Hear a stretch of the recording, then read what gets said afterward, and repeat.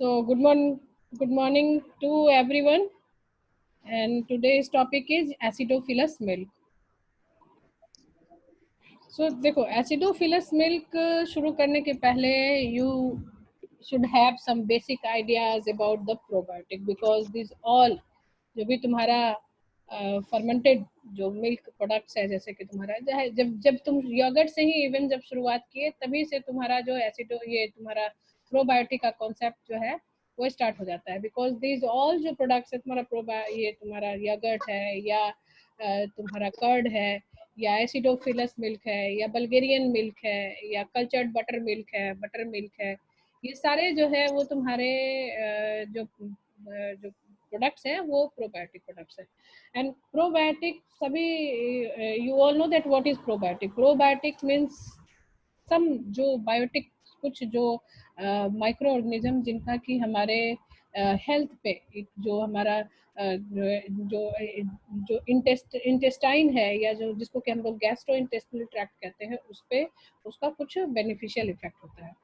So the probiotic is defined as the selected viable microorganism used as a dietary supplement. मतलब naturally हम लोग तो probiotic वैसे भी खाते रहते हैं. हमारे कर्ड में भी प्रोबायोटिक लैक्टोबैसिलस एक मतलब कि जाना माना प्रोबायोटिक ऑर्गेनिजम्स है. हम लोग और भी जो भी मिल्क के जो प्रोडक्ट जो फर्मेंटेड मिल्क प्रोडक्ट खाते हैं उसमें प्रोबायोटिक है. बट जितना हमें प्रोबायोटिक जितना अमाउंट हमें चाहिए जितना number of viable micro organism और एक्टिव माइक्रो ऑर्गेनिज्म की जरूरत है मे भी हो सकता है कि हम उतना सारा दही खा रहे हो और वो हमारे जो प्रोबायोटिक रिक्वायरमेंट है उसको ना पूरा करता हो.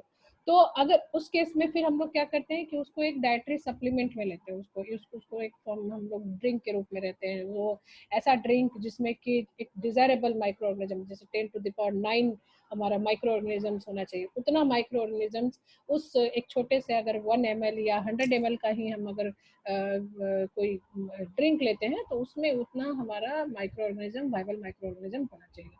And these all probiotic have potential for improving health or nutrition on man or animal following ingestion. मतलब वो हमारा एक डाइजेशन को इम्प्रूव करता है क्योंकि वो कई तरह का जो प्रोबायोटिक है कई तरह का एंजाइम्स का सेक्रेशन करता है ऑर्गेनिक एसिड्स का सेक्रेशन करता है जो कि अल्टीमेटली हमारे गैस्ट्रो जो जीआई ट्रैक्ट होता है उस पर उसका इफेक्ट बेनिफिशियल इफेक्ट होता है.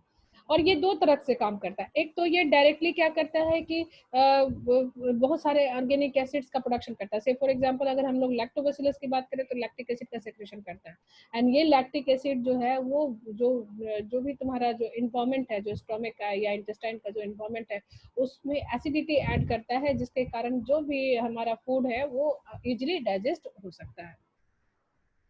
दूसरा ये किस तरह से दूसरा इनडायरेक्टली एक्ट करता है. इनडायरेक्टली इन द सेंस कि ये प्रोबायोटिक जो है वो अपना नंबर जब हम उसको उस डिजायरेबल नंबर में डालते हैं तो उसका अपना नंबर जो है वो ज्यादा होता है जिससे कि जो भी हार्मफुल माइक्रो ऑर्गेनिज्म है वो उसको वो एलिमिनेट करता है. सो इसका टू वे एक्शन हो गया. फर्स्ट तो ये डायरेक्टली इन्फ्लुएंस करता है हमारे गैस्ट्रोइंटेस्टिनल ट्रैक्ट को हमारा डाइजेशन इंप्रूव करता है. एंड सेकेंड ये क्या करता है कि जो भी हमारे अनडिजायरेबल माइक्रो ऑर्गेनिज्म पैथोजेनिक रूप के जो माइक्रो ऑर्गेनिज्म है उनको वो कंपटीशन से हटाता है कई तरह ताकि हमारे अंदर मतलब बेनिफिशियल माइक्रो ऑर्गेनिज्म का अमाउंट ज्यादा हो. अब ये कहते हैं कि the primary probiotic micro organism associated with dairy products. Everybody know that the first microorganism, the primary microorganism, probiotic microorganism associated with dairy products are Lactobacillus acidophilus and Lactobacillus casei and Bifidobacterium.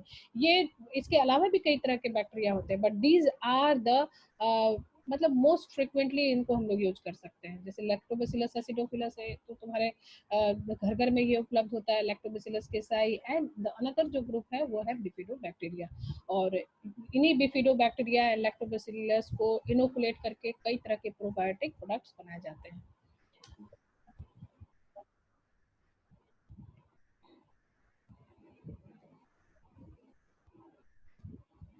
अब ये probiotic पे एक अलग तुम्हारा chapter चलेगा जिसमें कि हम उसमें डिस्कस करेंगे कि प्रोबायोटिक का क्या क्या क्राइटेरिया होना चाहिए, एक अच्छा जो प्रोबायोटिक हो हमारे डाइट में उसका क्या क्या क्राइटेरिया होना चाहिए। मोटा मोटी ये होना चाहिए कि वो जो माइक्रो ऑर्गेनिज्म है, फर्स्ट थिंग कि वो वाइबल होना चाहिए। दूसरा ये कि उसमें कंपटीशन की एबिलिटी हो, मतलब वो जल्दी मल्टीप्लाई करने की एबिलिटी हो, ताकि वो अपना नंबर जो है वो ज़्यादा बढ़ा सके। एंड जो दूसरा जो हार्मफुल माइक्रो ऑर्गेनिज्म है उसका वो नंबर कम कर सके। तीसरा कि जो तुम्हारा इन्वायरमेंट है, जो तुम्हारा गैस्ट्रो इंटेस्टिनल ट्रैक्ट का जो इन्वायरमेंट है, उस इन्वायरमेंट को वो टॉलरेट कर सके। ऐसा नहीं कि हमारे जैसे जीआई ट्रैक्ट जो होता है वो हाईली अल्कलाइन मीडियम होता है, स्टोमक का मीडियम तो एसिडिक होता है, बट हमारा जीआई ट्रैक्ट जो इंटेस्टाइन का मीडियम होता है उसमें कई तरह के बाइल जूस एंड कई तरह के सेक्रेशन जो होते हैं वो उसमें सेक्रेट होता है, तो उस इन्वायरमेंट में अपने आप को वो वाइबल कर सके। तो ये कई और भी डिफरेंट प्रोबायोटिक के कैरेक्टरिस्टिक है जिनको कि एक सेपरेट क्लास में हम डिस्कस करेंगे, the characteristic and the criteria for the selection of a good probiotic.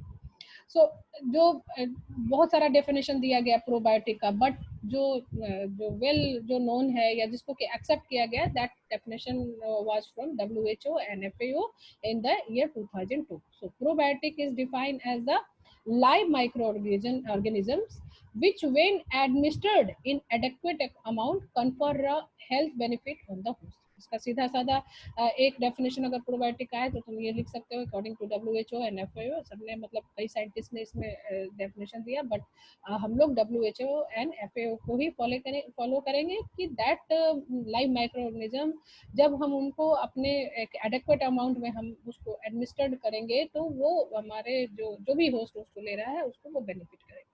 So, जो what are the types of probiotic microflora? Acid bacteria enjoying the GI tract और जिस enjoying the GRAS level, जिसको कि हम लोग करते हैं generally recognized as safe status, have been the most frequently used. This status is based on their historic association with fermented food which has been found to be safe and healthy. So कोई भी जब भी हम किसी food को as a कोई भी micro organism को जब हम एक फूड के रूप में यूज करना चाहते हैं तो उसका हमें एक ग्रास लेवल जरूर स्टडी करना पड़ेगा, क्योंकि ग्रास हम उस माइक्रो ऑर्गेनिज्म को देते हैं जिसका वो माइक्रो ऑर्गेनिज्म हमारे मतलब के साथ कई सालों तक एसोसिएशन उसका रहता है एंड जिसका कि कोई हार्मफुल इफेक्ट हमारे बॉडी पे नहीं होता है, और जिसको कि हम लोग सेफली अपने इन्वायरमेंट में उसको हम लोग एडमिनिस्टर कर सकते हैं। सो ये मोटा मोटी what are the benefits of probiotic, मतलब ये है कि भाई जैसे जो प्रोबायोटिक है दे रीच द, जैसे मान लीजिए कि हमने कोई प्रोबायोटिक तैयार किया, सो उसको हम लोग they can be ingested as a food, हम लोग उसको इंजेस्ट कर सकते हैं, they can reach the intestine alive, ऐसा नहीं कि स्टोमक में ही मर जाए, हाईली एसिडिक इन्वायरमेंट हो या जीआई ट्रैक तक पहुंचते पहुंचते वो मर जाए, और एट डाइजेशन ये डाइजेशन को इम्प्रूव करे, it improve bowel movement को ये improve करे, and they produce beneficial effects on health, prevent harmful bacteria from multiplying in the intestine। जैसे कि मैंने ऑलरेडी बताया तुम्हें कि इसका जो इफेक्ट है वो डायरेक्टली और इनडायरेक्टली भी है। डायरेक्टली तो ये हमारे डाइजेशन में हेल्प करता है, उसको हम लोग एज ए फूड के रूप में ले सकते हैं, हमारे जो बॉयल मूवमेंट है उसको वो इम्प्रूव करता है, एंड जो सेकेंड जो इसका इफेक्ट है कि जो भी तुम्हारे हार्मफुल जो माइक्रो ऑर्गेनिजम्स है उसको वो मल्टीप्लाई करने से रोकता है। सो जो प्रोबायोटिक है वो मतलब कि ओवरऑल क्या करता है, इम्यून सिस्टम को इम्प्रूव करता है, जो भी हमारा नेचुरल बैलेंस जो गट बैक्टीरिया है उसके नेचुरल बैलेंस को ये हमारा इम्प्रूव करता है, जो जो मैक्सिमम जो एक्यूट जीआई ट्रैक्ट के इन्फेक्शंस हैं उनसे ये बचाता है, नंबर ऑफ जो डायरियल स्टूल एंड जो डायरिया वगैरह इनसे ये हमें प्रोबायोटिक जो है वो मतलब कि उससे हमें क्योर कराता है।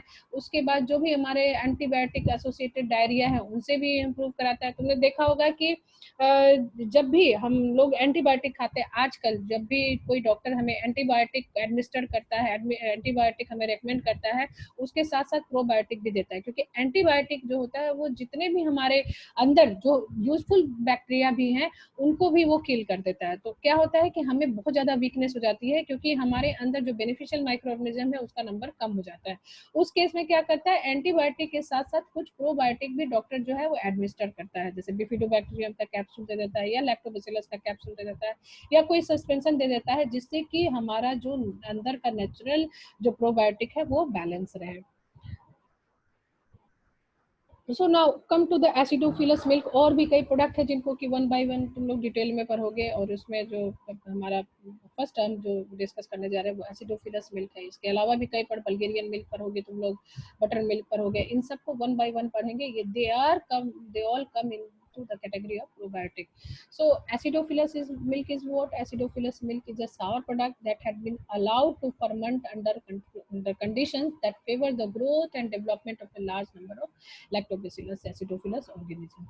This acidophilus milk is considered as a probiotic since it aid in the well-being of the consumer.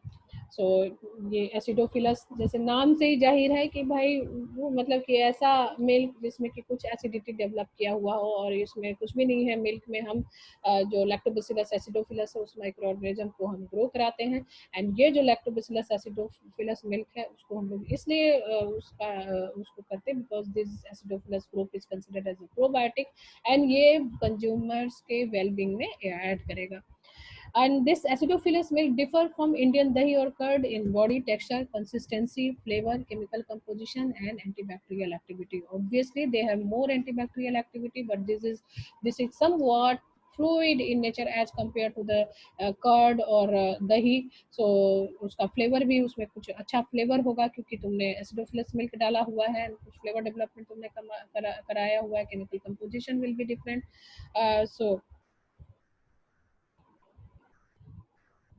So in a whole, acidophilus milk is produced by lactobacillus acidophilus. अगर तुम्हें lactobacillus milk के बारे में 2 number का question पूछे तो you can write that it is produced using the lactobacillus acidophilus, and this lactobacillus acidophilus may modify the microbial flora in the lower intestine, thus improving general health, and is often used as a dietary adjunct.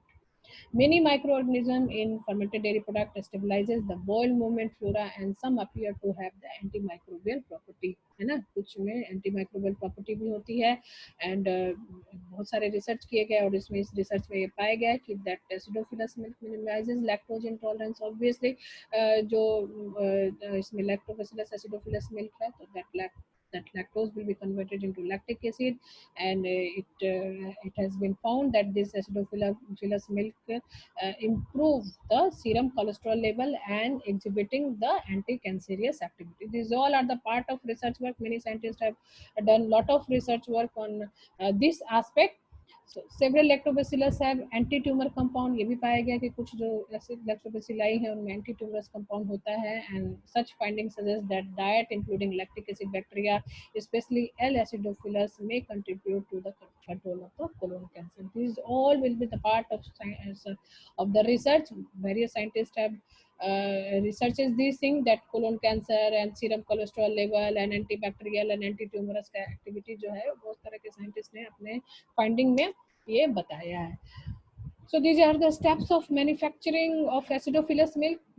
This is very simple steps. To make cow milk या pasteurized reconstituted whey को लेना है, then you will treat at 37 degrees centigrade, then gently mixing, then inoculation of probiotic culture, obviously lactobacillus acidophilus, then incubation at 37 degrees centigrade till the pH reaches at the 4.8, and then it's cooling at less than 10 degrees centigrade, packaging and storage. So this is the simple step of acidophilus milk. Now there are various types of acidophilus milk. These are the sour acidophilus milk, sweet acidophilus milk, acidophilus bifid, or the yogurt, acidophilin, acidophilus cream, acidophilus ice cream, and acidophilus yeast milk. So I will discuss this one by one. What is the sour acidophilus milk? Sour its name indicates, that is a sour product that have been allowed to ferment under conditions that favor the growth and development of a large number of lactobacillus acidophilus milk organisms, and this acidophilus milk is considered as a probiotic. It's differ from the Indian same चीज जो हमने शुरू में जो तुमने जो simple जो हमारा acidophilus milk है, that is that also known as the sour acidophilus milk. another category is sweet acidophilus milk, and it is probiotic dairy product based on unfermented. Obviously when come to the sweets, obviously ये तुम्हारा unfermented होगा, उसमें कोई खट्टापन नहीं होगा, and it is produced by adding concentrated probiotic bacteria to intensively heat treated chilled milk, है ना, मतलब कि हम लोग उसको पहले हीट ट्रीट करके एंड देन उसको हम लोग चिल्ड करके एंड देन उसमें हम लोग जो बैक्टीरिया है उसका हम लोग inoculation करते हैं, and this heat treatment is necessary to achieve a sufficient microbial stability during storage of the final product. Obviously हम लोग heat treatment इसलिए देते हैं ताकि कोई undesirable microorganism अगर उसमें हो या जो spore former बैक्टीरिया हो वो ऑलरेडी उसमें किल हो जाए और हमारा सिर्फ और सिर्फ जो कल्चर्ड प्रोबायोटिक बैक्टीरिया है वो ग्रो करे. In some cases it is also prepared by adding concentrated cell of Lactobacillus acidophilus in chilled pasteurized milk. Lactobacillus subspecies lactis or Lactobacillus delbruci subspecies vulgaricus and kefir culture as a rate of 6 to 9%. अगर हम लोग पास्चुराइज milk में भी ये तीनों culture जो है वो डाल के स्वीट एसिडोफिलस मिल्क का प्रोडक्शन कर सकते हैं.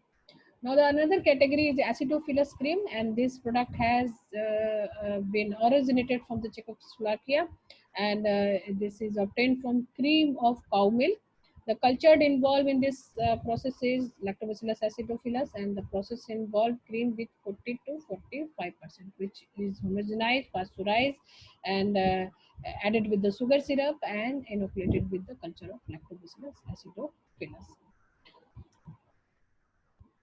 Now, the another category is acidophilus ice cream. Ice cream is one of the most popular product, and in this ice cream, probiotic can be easily dispensed throughout this medium. The acidophilus ice cream find its origin from USA, and it is prepared with the mixture added with concentrated Lactobacillus acidophilus culture and the frozen culture. Now, several reports are available wherein the study of viability of Lactobacillus acidophilus in ice cream has been studied. क्योंकि जो हमारा Lactobacillus acidophilus bacteria है, it is considered as the mesophilic microorganism. So इसकी study जब हम chilling, क्योंकि ये जो है वो आइसक्रीम है तो obviously chilling process will be required. So इसमें बहुत सारे स्टडी किया गया और पाया गया कि जो Lactobacillus acidophilus है वो चिल मिल्क में वो स्टिल वायबल रहता है. एंड रिसेंटली अमूल ने एक प्रो लाइफ इंट्रोड्यूस किया है, probiotic ice cream containing lactobacilli and Bifidobacterium. The another category is acidophilus yogurt, and in this product, acidophilus or other probiotic bacteria are added as a supplement, or in other cases, one of the yogurt culture is replaced by lactobacillus acidophilus, and the acidophilus yogurt produced from cow milk is popular in Germany, USA, Australia, and Scandinavia. Acidophilus bifidus yogurt. This product was manufactured in Germany in order to improve the nutritive as well as the therapeutic value of yogurt. And this product involved the three group of bacteria: Streptococcus thermophilus and Lactobacillus rhamnosus subspecies vulgaricus, yeah, Lactobacillus acidophilus, and Bifidobacterium bifidum or B. longum. So this Acidophilus bifidus yogurt contain these three types of culture. Now, the some of the other product is acidophilin, and it is a product obtained from USSR, obtained from the cow milk, which is set or stirred. Flavor may vary from milk, and depending on the quality of starter culture. The principal processing of mixed acid and alcoholic fermentation involving acidophilus lactobacillus acidophilus. इसमें जो कुछ जो है वो alcohol का भी कुछ some amount of alcohol भी उसमें होगा एसिडोफिलिन में. And the another is acidophilus yeast milk, and the manufacture of this product using cultured Lactobacillus acidophilus and lactose fermenting yeast are mainly used for the therapy of gastrointestinal disorder and tuberculosis. And the viability of acidophilus bacteria is expected to improve when they are grown together with the yeast. The product has a final acidity of 0.8 to 1% and contain 0.5% ethanol in addition to the carbon dioxide. So these both acidophilin and acidophilus yeast milk will have some amount of alcohol in it, but both with very few amount of alcohol. And ये mainly हमारे जो भी tuberculosis and gastrointestinal disorder को improve करने के लिए ये product बनाया जाता है. So that's all about the acidophilus milk.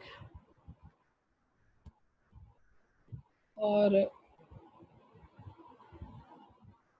next tomorrow I will discuss Bulgarian milk, buttermilk, cultured buttermilk, caffeine and cumis. So this ये 4 प्रोडक्ट जो है वो कल हम डिस्कस करेंगे. आज के लिए इतना ही.